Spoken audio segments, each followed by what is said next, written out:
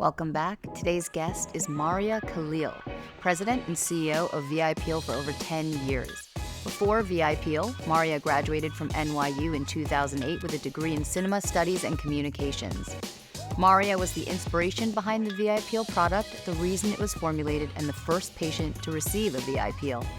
As a teen, Marya suffered with cystic acne. It was through her late father, Dr. Khalil's revolutionary VI Peel formula that she found a safe, painless cure to treat her condition. Marya's mission is now to help individuals with all skin types restore their confidence and feel their best. Under Marya's leadership, VI Peel has grown to offer 6 medical-grade peel formulas, customized for many different skin conditions, and VI Derm Beauty, a portfolio of clinical daily skincare products. You can find both at medical spas and dermatologists all around the country.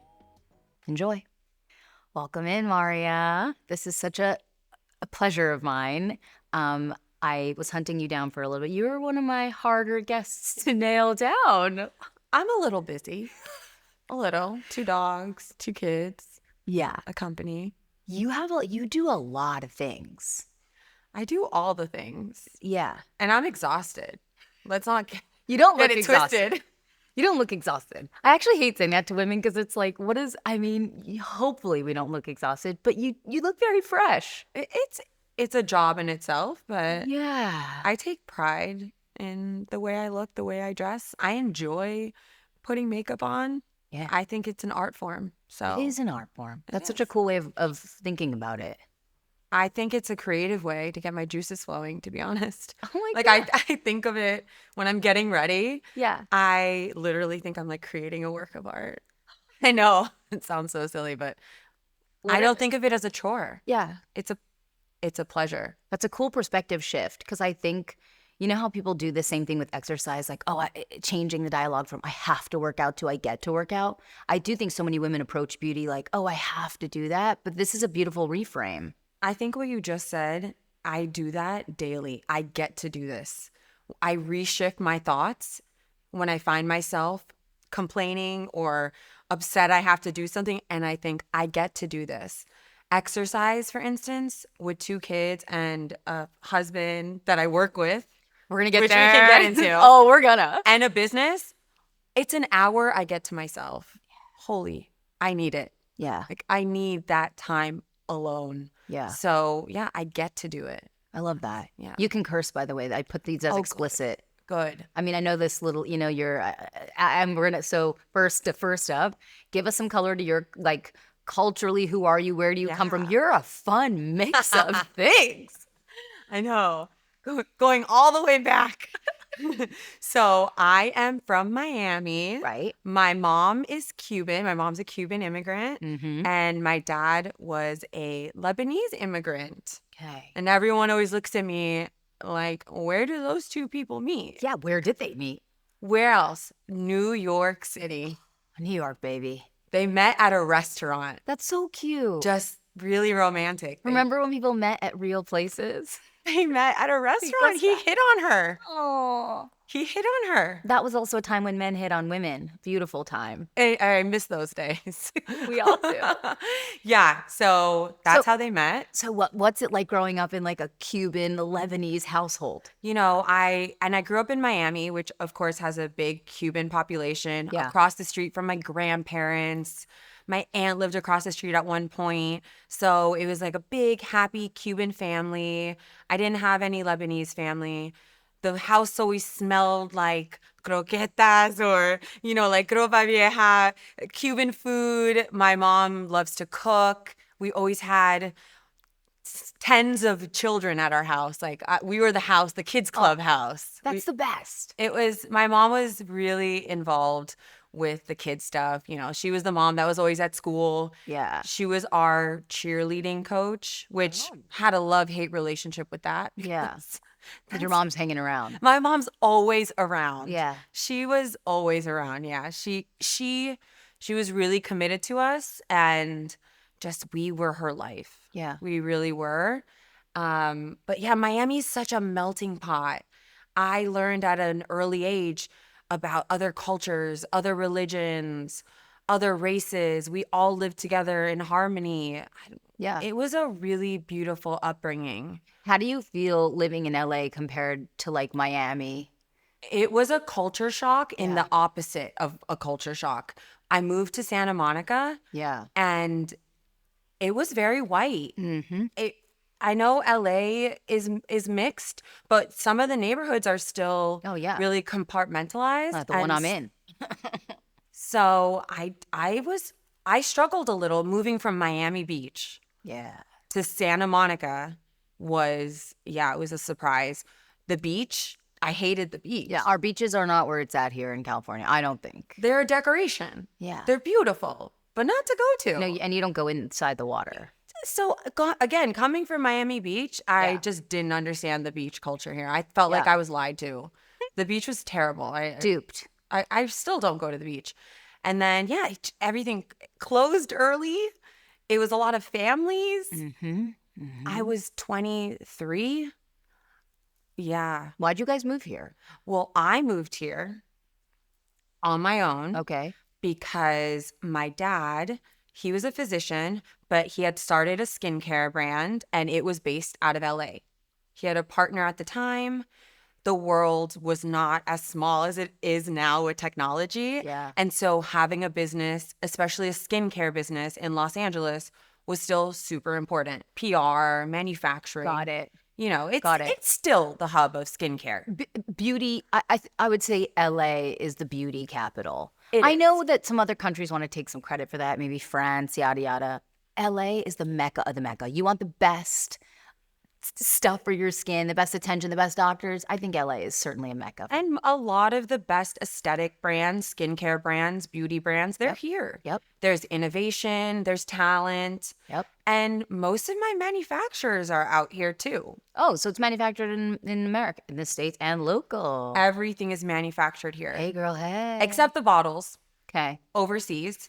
Tell us a little bit about VI Peel. What do we need to Yeah. know? Like, Yes. So the thing about VI Peel that is crazy is that I'm the CEO now, Yeah. but I'm actually the first person that ever had a VI Peel done. that's right. My dad literally created this product for me because I had terrible acne. So, you know how they always say everything happens for a reason? Yeah. I mean, unfortunately, I didn't want to have acne for a reason, but I had really bad skin growing up. How old were you? I was 14 when it started. Like cystic acne. Cystic acne, painful. I was so depressed. I wouldn't make eye contact with people, low self-esteem, hide in the back of rooms, never think about being on your podcast, kind of a thing. Right. Absolutely not. Yeah. It made me who I am.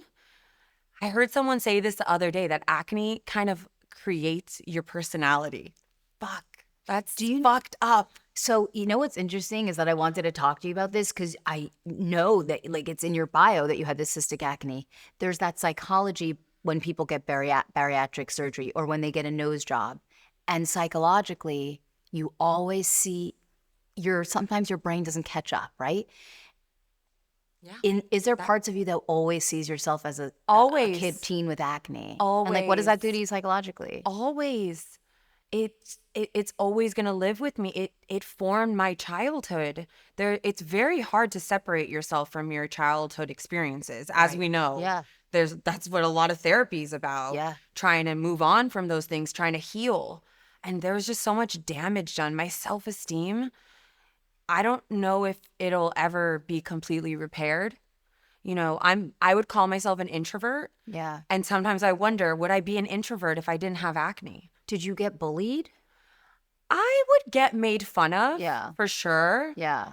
I would wear makeup everywhere. And so sometimes people would make fun of me for wearing makeup everywhere. Right. Like school, every day I would wear makeup. And sometimes that perpetuates the acne because you're putting so much product on something that's like fired up and angry. Tell me about it. That's kind of what we do when we have acne, especially when we're teenagers. We like just light it up. We use every acid we can. Yeah. And that doesn't really work well. So your dad kind of just discovered this product because of you. He didn't want to see you suffering. He didn't want to see me suffering, and nothing was working. That's the truth. Nothing was working. I was a teenager, so I was lazy. Come on. Acne is a very complicated disorder. Yeah. There's not one. It's not from eating chocolate. Let's get Right. over that. And it's from a lot of different things. It doesn't Yeah. mean the person is dirty and doesn't wash their face. Yep. Let's not treat humans like that. It's not that simple. Yeah. It's really complicated. Yep. And one product that works for one person will do nothing for another person. So just like VI Peel, I'm very honest. It worked for me. It works for many. It won't work for everyone. Right. And I think you should give it a try if you're struggling, but it might not work for you. So what is a VI peel? So what is a VI peel? A VI peel is a medium depth chemical peel that you have done in an office setting. So it's an in-office treatment, usually at a med spa, a dermatologist, a plastic surgeon's office. And it is a mixture of acids. It's acids. Acids are our friends.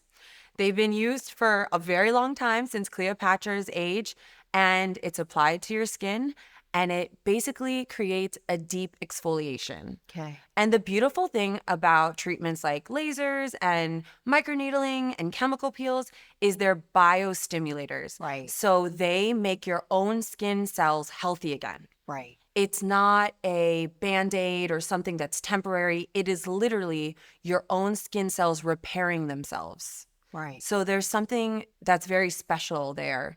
It's not making us all look the same. It's not about changing our features. It's about bringing your own skin back to a healthy state.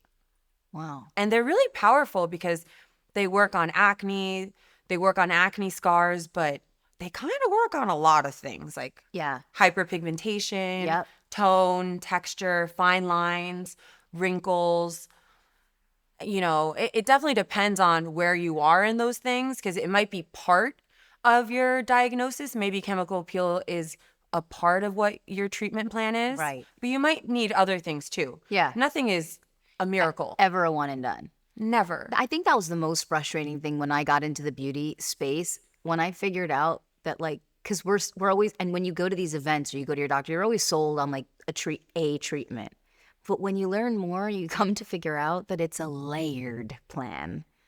Definitely. Which is usually more expensive. Yes. So, and what's like a typical process of the peel? Like, how does it feel? What does it look like? How long does it take? Yeah, so you have it done in the office. The treatment takes 15 to 30 minutes, let's say. It's pretty quick. And there's definitely warmth and tingling. But one of the innovative things about our product specifically is that there's no pain. Okay. And there's a lot of treatments out there that hurt. And you might do them once, and it depending on your pain threshold. Yeah. Some women don't really give a shit Yeah. about how much they hurt. Or I don't. I just want to look good. I don't really either. And after having 2 kids, I swear my pain tolerance, Oh, yeah. it's a different. I can't even feel anything. It's I feel a different like beast now. It's like mothers can't feel things anymore. We're No. like, once you feel the ultimate pain, you're like, yeah. you feel a little invincible, honestly. Like, Yeah. You're like, I've survived that shit. That was horrible. Yeah. So how long have you've been running VI Peel for 10 years? I've been running VI Peel for 10 years. I moved here in 2010 to help my dad with the brand that I didn't even know existed. Okay. So it was kind of the whole thing was just crazy. I moved to LA, never had been here. Did you have experience running a company? No. But when I moved here, I was working for him. And I actually started in customer service, which I think is a really good way to learn about any business. Like picking up the phones, answering emails, you learn about the product, you learn about how the company works as a whole, just the whole system. So I learned a lot from that. And customer service is still a very thing that's close to my heart, because if you're not paying attention to customer service, you have nothing. Yep. I mean, and you have to be in a constant communication with your customers. Yeah. Or if you lose sight of that, you lose sight of a lot. And the screwed up part is that after just basically almost 2 years of working with my dad, he passes away. Nothing prepares you for that. It was a shock for me, for my family, for the company. I had a group of people that were depending on the company for their whole life, obviously their paycheck. And then my family too depended on my dad for everything. My little sister was in high school. My other sister was in law school. And I had a lot of people looking up to me saying, what now? What is tomorrow going to look like? Are you the oldest sister? I'm the oldest sister. So, it's always kind of been like that. My parents were divorced when I was young. I've always kind of been that go-between diplomat, a lot of responsibility, knowing more than I want to know about Everything. everything. I'm like, I'm good. I don't need to know every detail about your divorce. But yeah, so I'm used to responsibility, but that was a whole new level of responsibility. So what happens to the psyche of a young woman who has an unexpected passing of her father, who I'm sure you became quite close with even just from working together? We were all very close with my dad. Me and my two sisters were all very close with my dad. The last 10 years, I it feels like I've been alone, and I'm obviously not alone. And I know we all go through that. We feel alone even though we're surrounded by people. But if a girl who is close to her dad loses her dad, you lose something really big there. He was my mentor really in everything. Yeah. So when I lost him, I just felt all alone in every decision I make. I was mad. And I'm still kind of mad. You're mad? Expound on that. I'm just mad that he's gone. Like, fuck, I need help. Yeah. Sometimes it's just like, Yeah. this is really hard doing everything on my own. Yeah. And grief has cycles. So I definitely, in the beginning, was just head down, no grief. I'm not sad. I'm good. I don't want to talk about it. Please don't ask me about it. Don't I would even I'm thinking about my sisters like trying to come towards me and like talk about it, and I'd just be like, no. Do you think that was a protective mechanism, and or also do you think there's cultural significance to that from like maybe how sometimes like Cuban women are very prideful and maybe even Lebanese women. I'm just thinking. Both cultures. Yeah. You don't talk about emotion. Yeah. You don't talk about the faults of people. You don't talk about bad behavior. You don't talk about any of that. Mental health issues. You're sad. We don't talk about that. You're okay. Yeah. You got this. You're strong. What did your mom talk about stuff? Did my mom talk about? No. And she still doesn't. Interesting. Oh, no. She doesn't really open up. So how do you guys like honor your dad if you need to? Is that easy? It's gotten better once I admitted that I wasn't COVID, actually. What shifted? COVID left me alone with my feelings. Oh, shit. I had nowhere to go. I had no independence. I was at home, not alone. Because you're a bit of a runner, aren't you? You like to travel and run and distract. I'm the same. That's how I can always recognize a runner. Yeah, it's funny because I'm an introvert, but I realize I like to be around people, whether it's talking to them or not. Right. I like to be outside my house. Yeah. I don't know. I lost my whole schedule, my routine. I like routine. Yeah. And part of that's going to an office, going to workout classes, whatever it is, getting out of the house. And I lost all that, and I got really mentally screwed up and realized I'm really depressed. I haven't been taking care of myself. I have a lot of grief that I never healed from. I have a lot of behaviors I don't like that I want to fix. And I started going to therapy. In COVID? In COVID, online. Wow. Which, I use one of those online platforms. Oh my God, like you picked a random? Yeah. I just did it. That's so lucky that you had success. I loved her. She was amazing. I do now have a therapist in person. Okay, good. In LA, because I did think it was important to do the in-person thing. Yeah. I remember the first time I went to go meet him, I felt like crying because I was like meeting him in person, but he did not. I don't know. I didn't end up crying. Right. But I just remember going like, oh my God, I'm going to meet him in person. I feel like we're best friends, but obviously we're not. Do you find it easier to like show emotion and kind of lean into it now since like doing some of that work, or? It's still hard. Yeah. I mean, I'm now at a point, I can tell I'm at a turning point because I wasn't able to talk about my dad without crying at every moment. Yeah. And part of it was sweet to see a girl, you know, so Yeah. sentimental. But the other part of it, I felt like people thought I was weak. And I don't know if it's because I'm healing more or it's 10 years now, Yeah. but I'm finding myself able to talk about it finally and not cry. Do you see tears as weakness? I don't. Yeah. I think vulnerability is really important. Yeah. And I think when people seem strong all the time, that's when they're hiding the most shit. Yeah. Those are the people I'm most scared of. Me too. The ones that are always okay. Stoic. I don't trust those people. No. I think we're humans. Yeah. And I think being a CEO, a woman CEO at 25, I had this picture of what a CEO was. And that was not me. That was definitely an extrovert, someone bossy and all these, you know, masculine. I might even use that word. And I didn't think that was me. And it's not me when I take all those personality tests. I'm not the person that's supposed to be CEO. Yeah. CEOs don't cry. Things are changing. I think things are really Yeah. changing. And I think a lot of CEOs cry behind closed doors.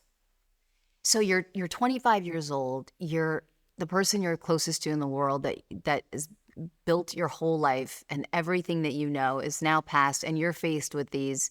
You're looking out at all these people who need things from you. You're expected to sort of know what's going on. What do you do next? I just worked my ass off. That's all I did. Okay. I didn't have a family.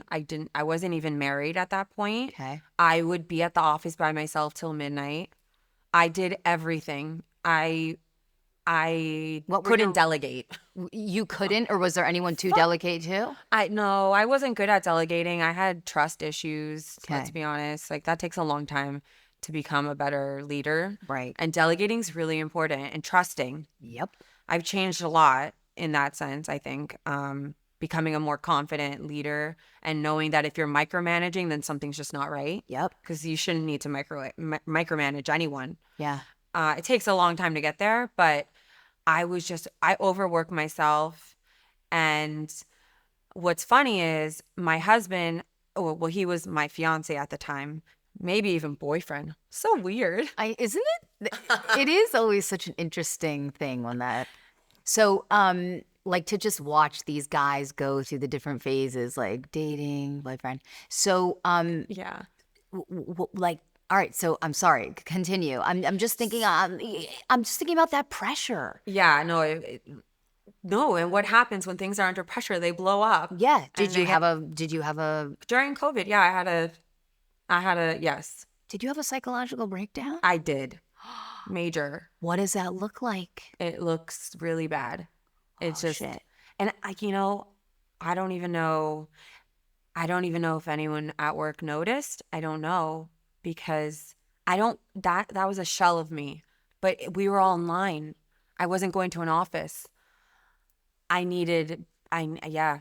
was missing that human connection big time that I didn't even know I liked. I went into the depths of, I was like sleeping all day. Yeah. It was really bad. I think a lot of people in COVID slipped into things that A, we're not proud of, or even B, like what we experienced during that time. And was nobody, it's not like anyone could offer anybody any comfort because everyone was in the same boat of uncertainty. And the person who would always offer me the most comfort in times like that, my dad. So then there's always this thing, whether it's a happy thing or a sad thing, I'm always like, oh, what would he say? What would he do? They always say, what would Jesus do? Yeah. I'm always like, what would my dad do? What would my dad say? Yeah. Sometimes I try and make a joke out of everything like he would. Like, what the fuck would he say right now? COVID would have been such an insane thing for him. Yeah. I don't even know how I would explain it to him if I had the chance. It was a time where I missed him a lot because, yeah, it was so lonely. It's lonely. But under your leadership, I mean, your company has grown exponentially. You have a full skincare line. How many products in your I think we're at 10 now. 10 products, including the peel? No, we have 6 chemical peels. Okay. And then we have skincare products that are, over the counter, Yeah. sunscreen, cleansers. Did you get to try them? So I was actually almost going to bring them out and put them on a set. I almost feel like maybe I almost want to. So I'm most drawn to the pigment, the pigment That's the treater. newest product. Because I actually I've only just noticed I started getting pigment. This is a new thing for me. I always had like flawless skin, but hello, welcome 38. So, but You're not alone. but what did you have a guru? How I'm just thinking I never ran a business like that. How the hell do you even know where to do? Well, how do you know to which products you want to like what gave you the knowledge to do all the things that you've done in the last decade to grow this business? So, I mean, in the beginning, I got thrown into the fire and I learned by doing. I legitimately learned by asking, trying, failing. There's no one is going to give you a book Yeah. or, I was studying to get my MBA when my dad passed away, actually, which, I would have loved to go back to school and get that, but I didn't get the chance and I just had to learn by failing and working myself to death, which I don't recommend for everyone. But Oh, you don't recommend that everyone work themselves to death? I don't recommend that. I think that there's a nice, healthy balance for sure that needs to happen so that you can take care of yourself, because I did not take care of myself. And now I have a team. Oh my God, I'm so grateful. You guys are nationwide, aren't you? I can't believe this is my life. It's so amazing. So now when we create products, we create them from a need from our customers. Okay. We really listen to our accounts. Okay. First and foremost, they tell us there's something that they wish they had, or they wish they had a better kind of thing. While we go on seminars, we meet our accounts in person and we have conversations with them. And then consumers, of course, we listen to them too. Yep. And now we have a PD team. So sometimes they'll see that there's a trend or Product there's development. Sometimes when people do the inner dialogue, the lingo from the inside, I'm like, oh, we got it. product development. I mean, I remember the beauty industry has a lot of acronyms too. They do. So now you have a product development team. Yeah. What was the turning point? Like, was there a turning point in your career where you went from frightened young woman to like, I got this? And can you pinpoint when that happened? There's two turning points in general that I remember poignantly. First of all was I had a manager at the time, and I actually felt physically unsafe because he was getting a little physical with me. Yes. And so I had Wait, a manager at your... Yeah, he worked for me. Okay. And so I asked my husband, or at the time my fiance, whatever he was, to start coming into the office with me because I felt unsafe. I know. Yeah. Ooh. And so he started working from my office. Okay. And when he started working at the office, he noticed that I would have a line out my door of people needing things from me. Yeah. Me being a stopgap for everything, nothing getting done unless I had the time to answer questions or to give advice. Yeah. And it was not sustainable. No. And so he just looked at me and said, "You've been doing this all by yourself? How are you not breaking? This isn't good." Oh, I guess I need help. Through your eye twitch. No, I'm absolutely fine. Need help. Right. Fuck. I have to admit that I need help. That's like the worst thing for a woman. How long into you doing things on your own was that? That was probably 3 years from when my dad passed away. Okay. So you'd had some time under your belt of doing a lot. Of dying, of like working myself to the ground and not growing. Company wasn't growing. Right. Because when you do it all on your own, you're not the best at every job. You don't make all the best decisions. It's just reality. Yep. So I admitted I needed help. We started hiring middle managers. And guess what started happening? We started growing. Hopefully managers that weren't physically. No. Now hiring is hard. It's very hard. It's so hard. Finding the right people is probably one of your greatest challenges as a business owner. It will always be. Yeah. And we've tried so many different techniques. Yeah. Panel interviews, interviewing them at a coffee shop. Yeah. Day tryouts. Yeah. Tests.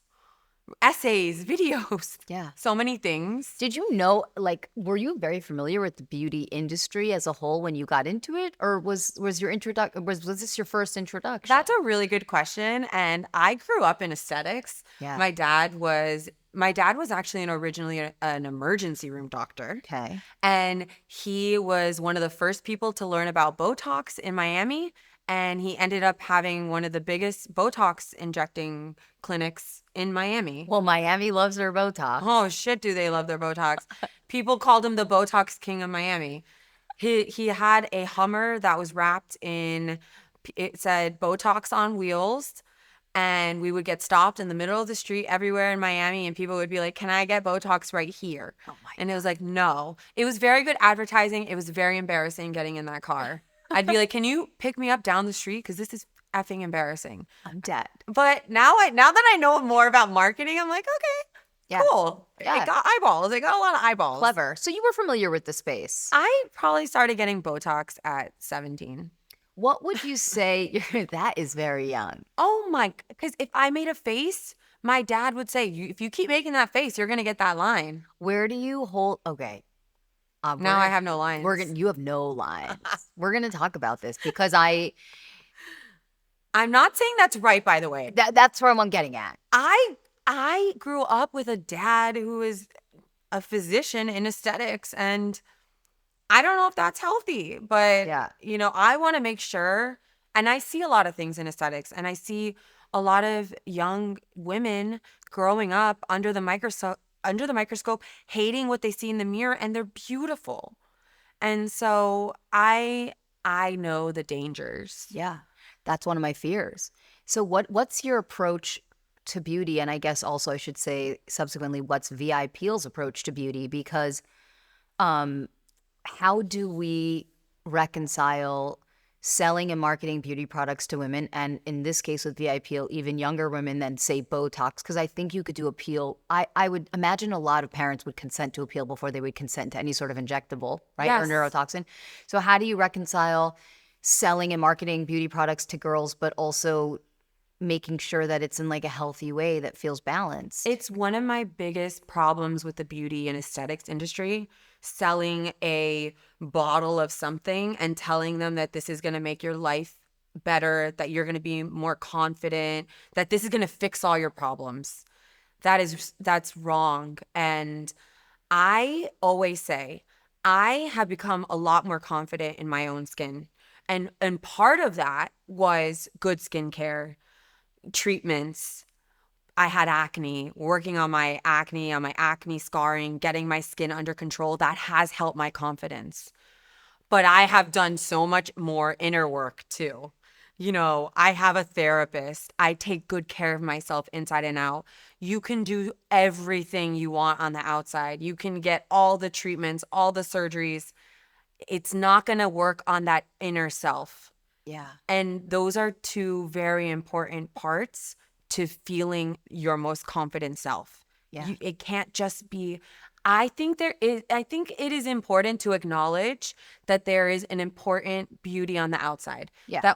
That if we care about how we look, and you don't have to care about how you look either. I think we ought to. I think there should be some pride in it. Yeah.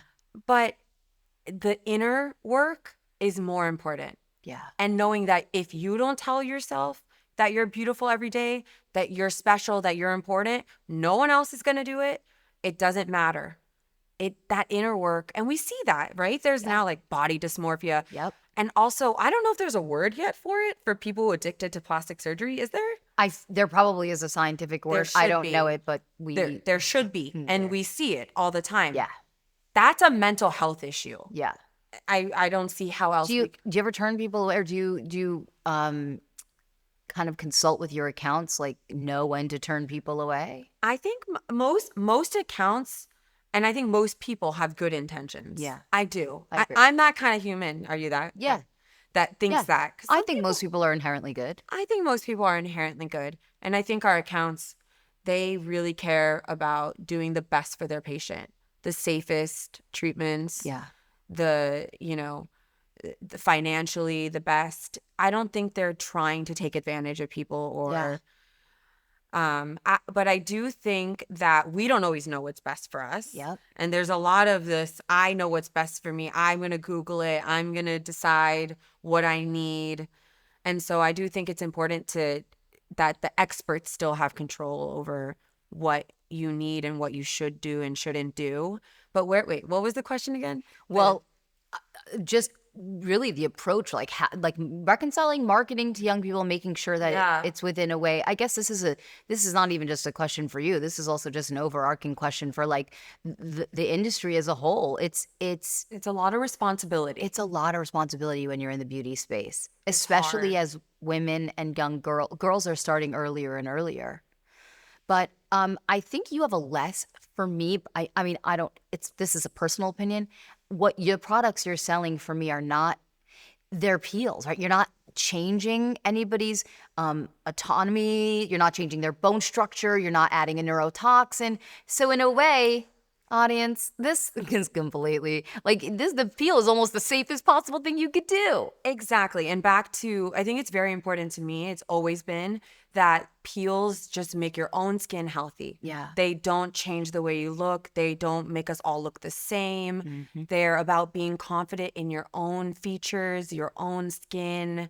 So they are a little different than everything else in aesthetics in my mind. Yeah, they are. They They stand alone in that way. And the other thing is I'm a big believer in, if you want something, whether it's, sure, maybe it's plastic surgery, maybe it's, I don't know, you want to go try skydiving.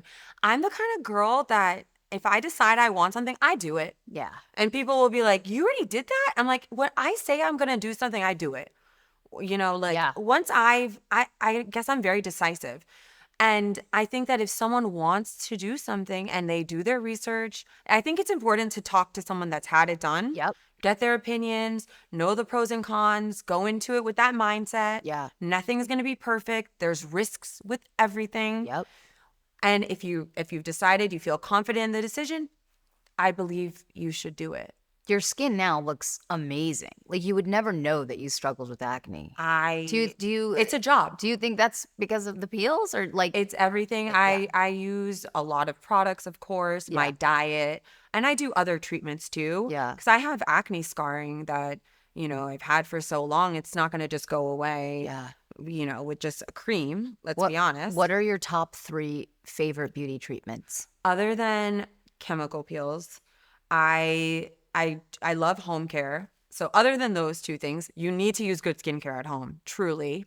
I do like microneedling. Yeah. I had textural issues. I had acne scarring, and I saw a huge difference when I combined the microneedling with the chemical peels. Not in the same appointment, Yeah. but within 4 weeks of each other, I Okay. saw a very big difference in my textural scarring.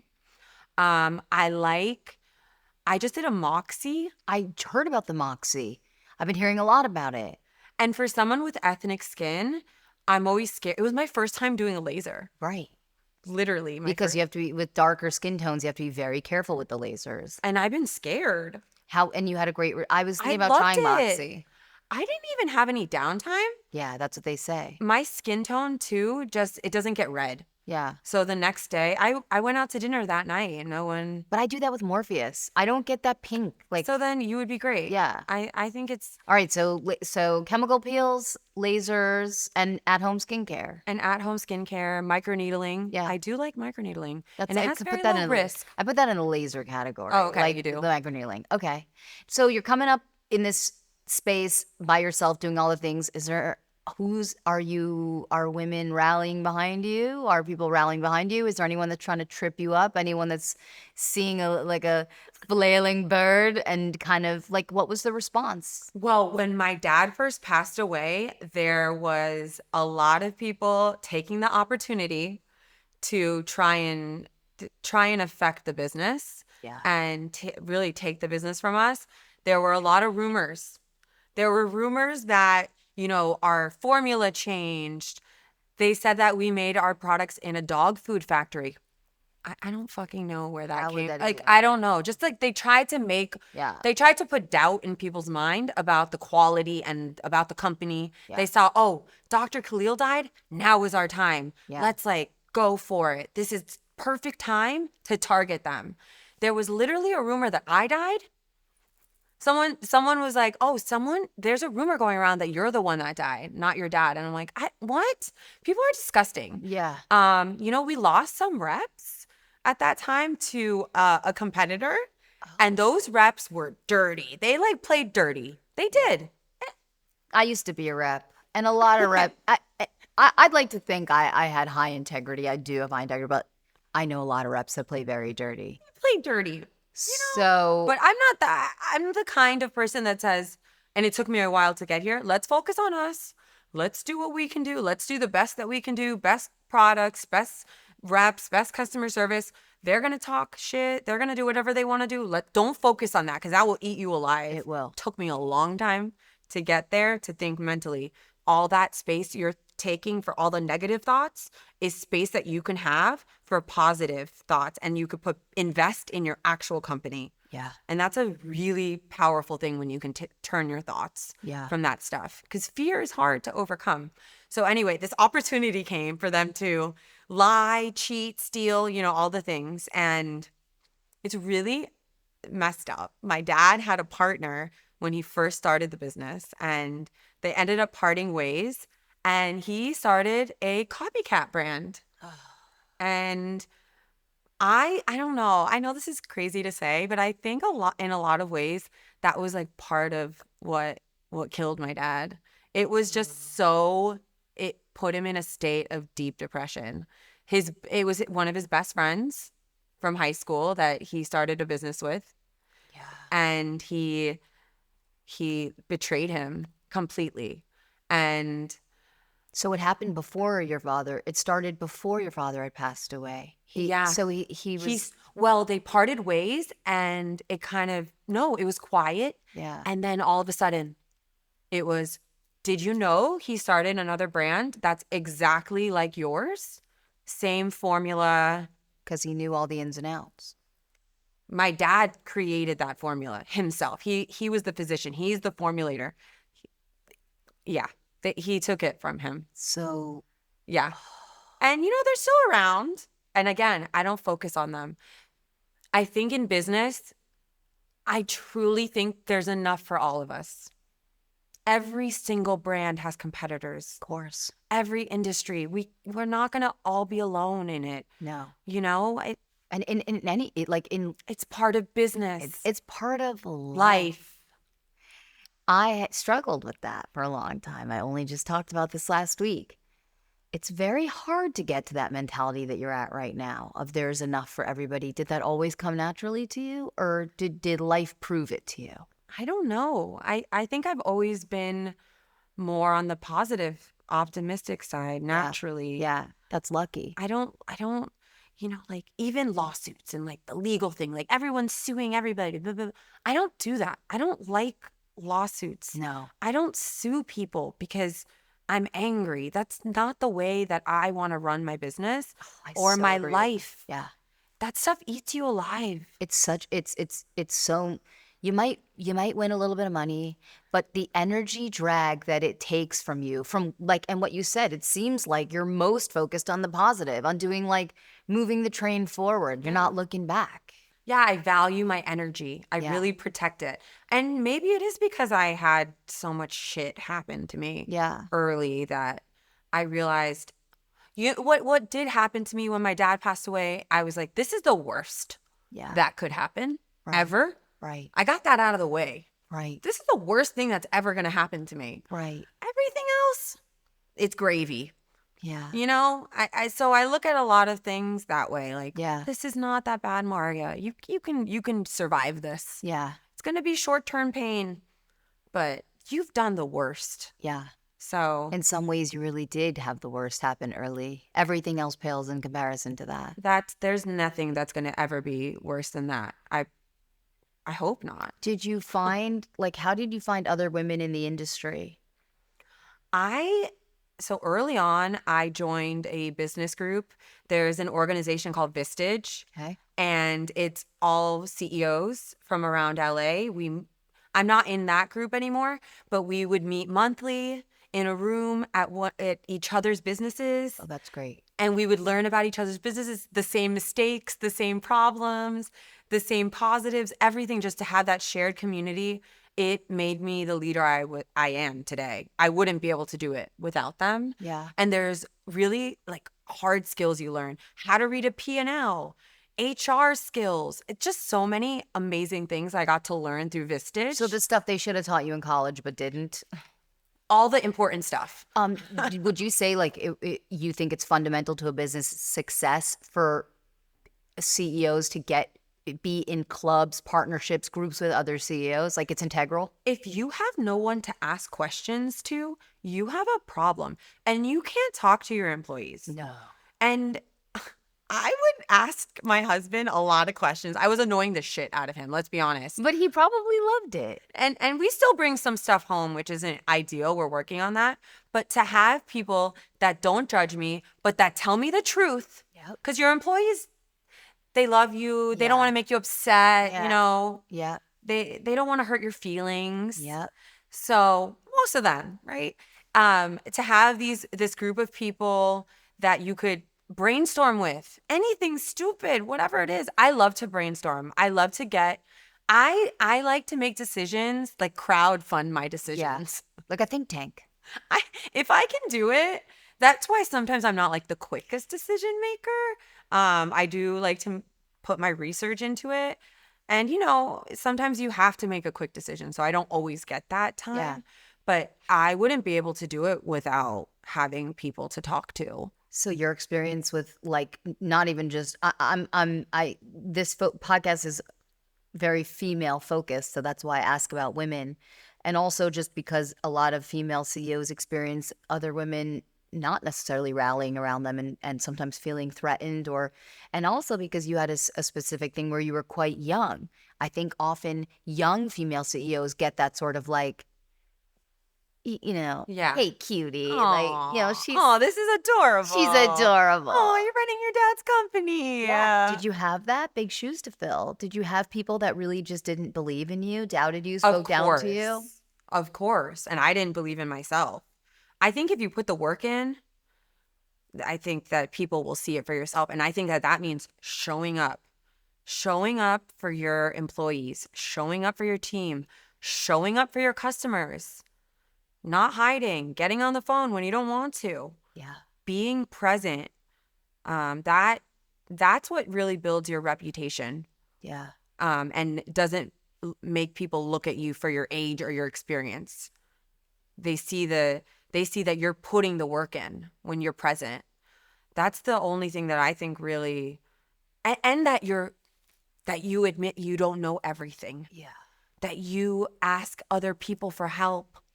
That you are valuing your employees' opinions, that you don't yell at them and tell them what to do. You value what they come up with. And I always say I'm always learning. I don't know everything. I never walk in a room thinking I'm the smartest. I always think I'm the dumbest, which isn't good either. Me too. It's not good either. But it's good to I think it is good to approach life with, I want to learn from you. Curiosity. Every human. Yeah. I think if you have that, that'll get you far, and that people will appreciate that.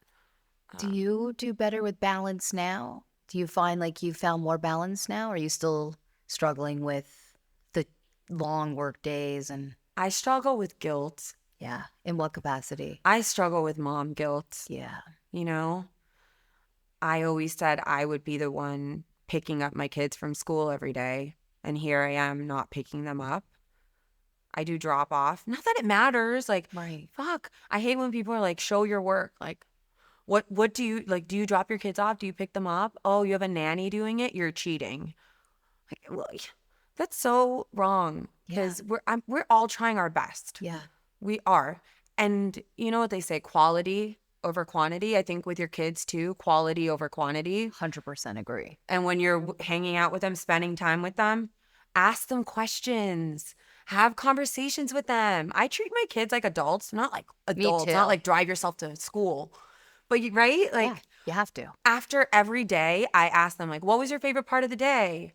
Or if we had a trip, Miami, like, what was your favorite part of Miami? I want to talk about it. Like, tell me, why was that your favorite part? Yeah. You know, that's the stuff that they remember. Yeah.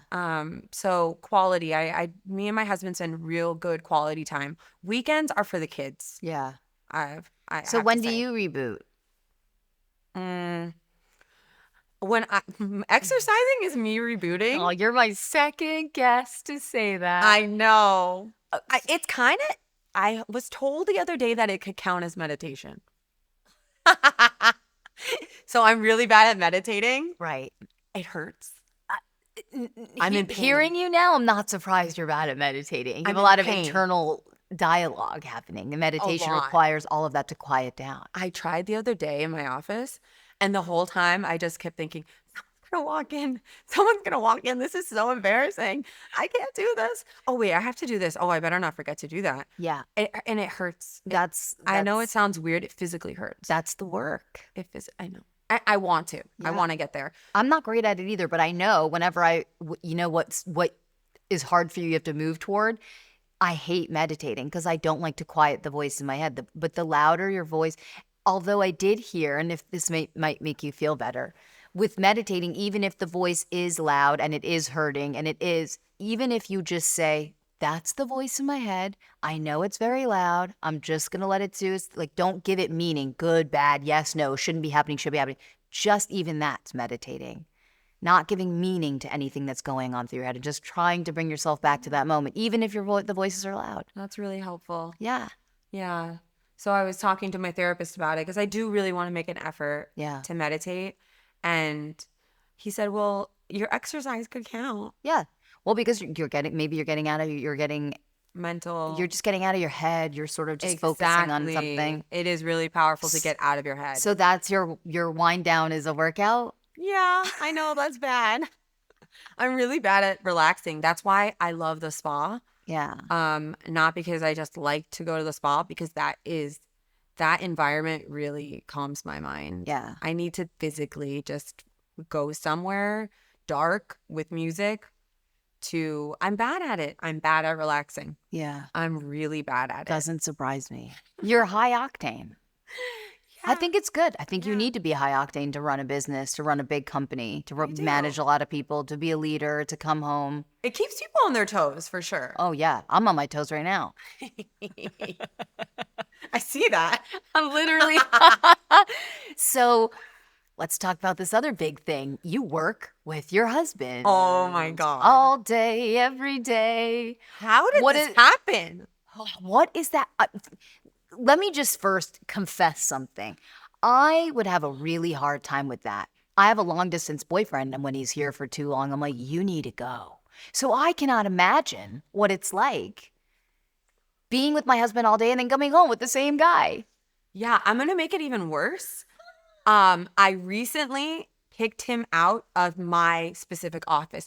We literally shared an office in our office and faced each other all day. I think you saved your marriage in that. I did. Move. I did. It was after talking to my therapist, I realized we need separation of church and state. Yes. And I was like, I am so sorry, Dylan, but you need to get out of this office. I love you, but this is too much. How did he take it? He was good. He understood. He was good with it. And it's better. Yeah. I grew up with a dad who fired my mom like 3 times. So I never thought I would ever work. I heard horror stories of family, period. Like working with families, hard. Yeah. Emotion. You know, you hear about like the yelling fights, the fights in the office. Yeah. We don't have that. Okay. I think we're a really special couple. I know that sounds so cheesy. No, it doesn't. Sounds beautiful. We don't fight like that. So it's symbiotic for you guys. It just works. We're the right personality. I'm an introvert. He's an extrovert. He runs sales. I hate sales. He's got that corner. I do marketing. You know, I do the culture part. He's not touchy-feely like that. Yeah. We're very different. Yeah. We're very different humans. And you know what he always says? He says, it's your business. And it's my business. He does say that? It is. And people always assume it's his business. Oh. People always assume it's his business or we started it together. I'm not mad at it, but that's the assumption because that's what we grew up with. I'm mad at it. I've gone to places and people have thought he's the doctor. Of course. And I'm like, no, the doctor was my dad. This is actually my family business. Yeah. I guess, people are going to make assumptions. Of course. That's the other thing in life. I just think it's like 2023 and we still make the assumptions that the man owns a business and the man is the doctor. I had a female doctor on here and she said she goes into offices all the time and the patients say, oh, can you let me know when the doctor's coming in? And she'll walk out and come right back in. She's like, Good for her. yes. I love that. Right? Yeah, whenever we wear our scrubs, because we have company scrubs, we'll go to restaurants and they'll call Dylan the doctor. Oh. They literally give him free stuff because he's the doctor. My boyfriend one time put doctor on his credit card just to get, and it works because Holy people shit. treat you differently. Isn't that wild? It's still a man's world, okay? It's still a man's world. Is that the jingle? Well, it is now.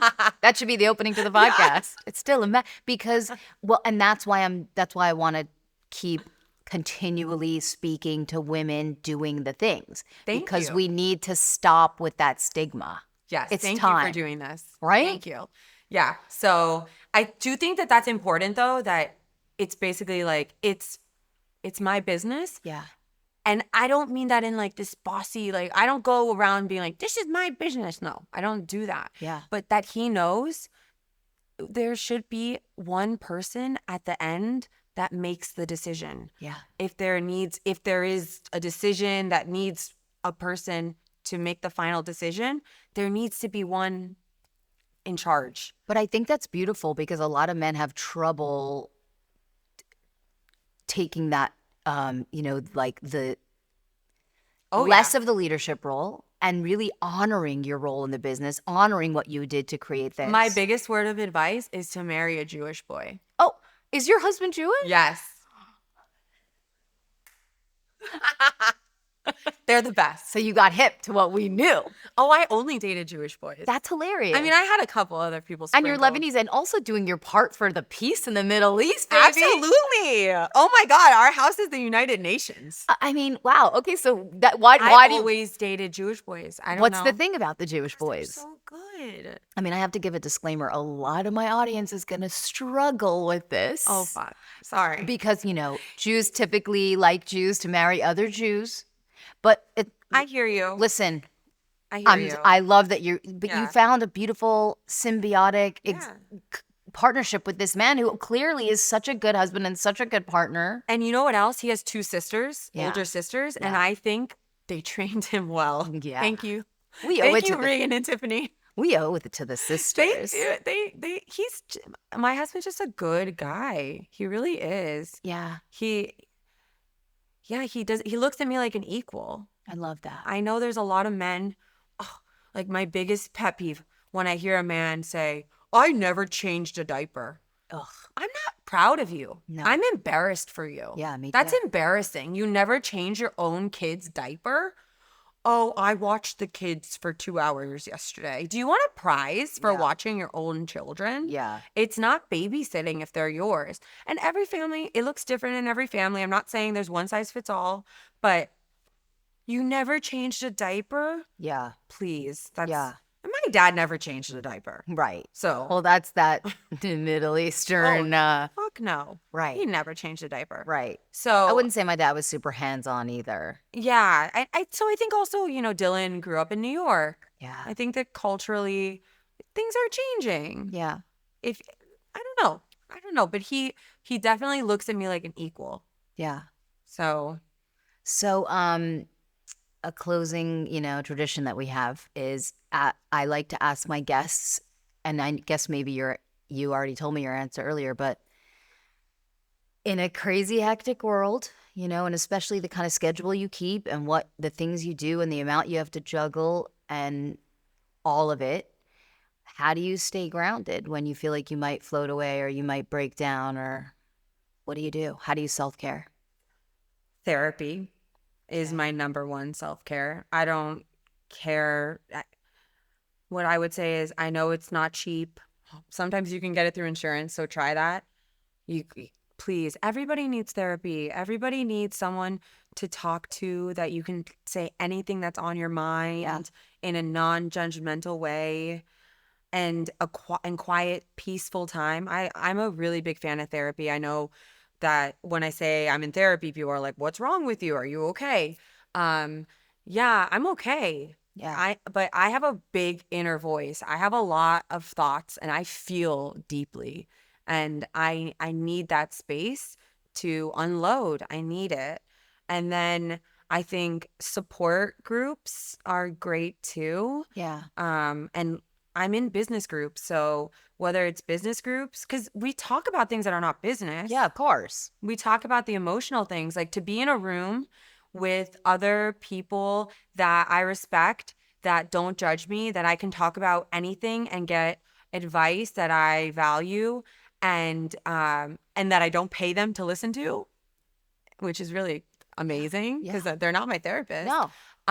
That's really valuable too, to say the things that I feel uncomfortable saying, that I get support from other human beings. Yeah. That's a big way. And maybe things you can't even say to your spouse. Yes, of course. Although I will say one other thing is I talk about everything with Dylan. Oh. Even if it's something I'm scared to say, you have to be unjudgmental for your spouse. Yeah. Even if it's something crazy, really, you got to be able to talk to them. Because when we get married, we're still humans. Yep. It doesn't mean all the other thoughts and urges and things just like Yep. go and, disappear. We're still human beings. Yep. So I think it's really important to try and be honest with your spouse. I love that. Yeah. That's It's not easy. no. But Well, in general, just like being vulnerable with the people you're close with is not always easy. it's not. It's not. And Um, they should be the ones that we're the most vulnerable with. Yeah. They love us In a best case scenario. most of the time. Yeah, most of the time. Um, okay, that's Marya. You're so why? How old are you? 35. You're young. Yeah, I turned 35 last December. Okay. Okay. Like 6 You just bring so much energy and sage wisdom. I like love watching your journey online. I've been enjoying getting to know you in real life, and I think we need more Marias. We need more like fun, bubbly, zesty, energetic women who are like doing big things, but like, you still do all the girly things. I do, and I love it. I know. I love to see it. Yeah. But thank you so much. Thank you so much for this. Thank you. I think it's beautiful what you're doing. So We're thank you for doing it. We're doing the work. I know it takes energy, time, dedication. So thank you. Thank you for being here. Thanks.